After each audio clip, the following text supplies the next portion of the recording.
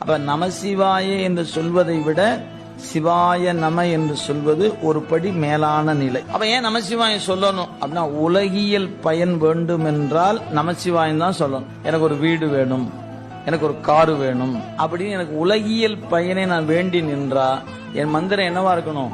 நமசிவாய நமசிவாய நமசிவாயன்னு நான் தொடர்ந்து சிந்திக்கணும். எனக்கு இந்த உலகம்லாம் வேண்டாம் அப்படின்னா இதிலிருந்து வெளியே போகணும்னு எனக்கு ஒரு ஆசை. எது? இந்த செல்வம் இருக்குது, அது அழுந்தாம இருக்கணும். பதவி இருக்குது, அது அழுந்தாம இருக்கணும். எப்படியோ இருக்கிற சூழல்ல எது எப்படி இருந்தாலும் நம்ம அறிவு பாதிக்காம இருக்கணும். என்ன பண்ணலாம்?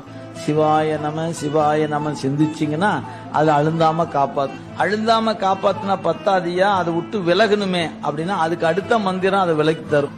அது சிவைய சிவை என்கிற மந்திரம். அப்ப நீங்க பக்குவப்படப்பட மந்திரமும் மாறும். அதனால தீக்கையை 4 வகையா பிரித்து சமயம், விசேடம்,